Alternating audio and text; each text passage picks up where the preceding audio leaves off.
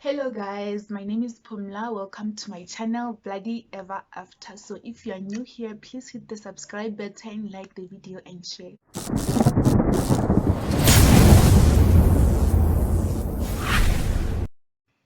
So today we are going to be talking about a guy called Sethole. I like to call him the underwear strangler.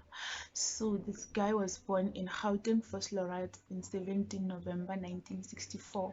His parents were Sophie and Simon Sethole. So when I checked out the background, this guy was not coming from a very rich family. They were poor, and you must remember that this was the time where South Africa was under apartheid. So you can just imagine the poverty there. So when he was just 5 years old, his father died and his mother could no longer take care of them. So she decided to dump them at the local police station, Moses, together with his four siblings. So after that, they were taken to an orphanage in KZN where they stayed there for like 3 years. So after 3 years, he decided to run away because he couldn't take the abuse there by the staff. So he ran back to his mother, who then chased him away. That's so unfortunate. I'm not laughing, you guys. That's just how I deal with my nerves. This is so sensitive to me, at least. So after running from his mother who chased him away, he went to Gauteng to his brother who was called Patrick Sethole. So he stayed there for a little while until he found employment at the local mine there. So Sethole's first rape incident was reported in 1987 involving a 29-year-old Patricia Khumalo. So after Patricia's report, three more women came forward alleging that Sethole had raped them. Yeah, you heard me right. Three more women. One of them was called Doris Sokamisa, who led the evidence that had led to the conviction of Sethole. Sethole was jailed for 6 years in prison until he was released in 1993 on good behavior. So according to one of the interviews that I had watched, he had alleged that his time in jail was just a mess, like a whole mess, guys. So he alleged that he was raped by other inmates, they deprived him food, they abused him emotionally, physically. So this made him a very, very angry man. So you can just tell that by the number of the women that he had killed, that he was in a mission to avenge himself. So Sethole targeted women who looked like Doris Sokamisa. Do you remember Doris, the one who led the evidence that led to his conviction? So he targeted women who possessed his facial features, his bodily features. So he just targeted those beautiful women. So in 1995, four bodies of young women who were strangled and probably raped were found in Atteridgeville alongside with the body of a 2-year-old boy. This boy was believed to be the son of one of the victims. So during the investigations, several bodies were found in Atteridgeville and they pretty much possessed the same murder pattern. All women were tied up, raped, and strangled in their own underwear.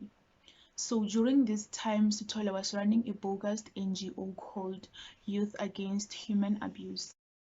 This NGO was aimed at eradicating abuse against children. Well, how convenient, you guys. Just tell me what you think about this in the comment section, okay? So in 1995, Sethole was seen with this woman called Amelia Rabodile. So Sethole had visited this woman at her place of work where he was offering her a job at his NGO. So the witness said that he had noticed Sethole acting strangely around this woman. I don't know what he was doing. I don't know if he was being nervous, but the witness just said that he was acting strangely. So Sethole and the woman left the place for an interview. So this witness decided to follow them where he found the body of Amelia. So it was just too late when he got there because she was already dead. She was tied up, raped, and strangled with her own underwear. So when the police got there, they found 10 more bodies at different decomposition stages. So that was just it. The police were just confident that they found their guy. This was their guy. They found Moses Tory. However, they were unable to locate him. So he just went off and continued to kill more and more women. He just went on a killing spree, you guys. So a Star newspaper received a call from a man who claimed to be Moses Sethole.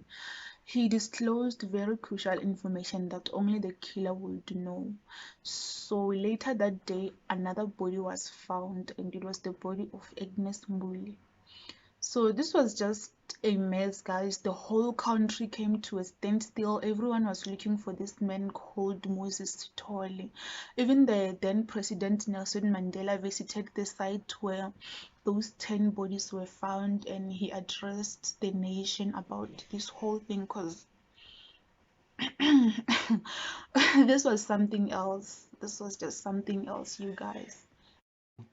So during this call with the Star newspaper, they had attempted to meet with him. Unfortunately, they failed. They couldn't locate him. He just called them to brag about his murder, because um it was alleged that he would call the victims' families just to tell them that your child is dead, you'll never see her again, just to brag about the murder. I mean, like, who does that, guys? Only a person with a loose, I don't know, what do we call it, a loose nail would do that. So he was just a horrible man.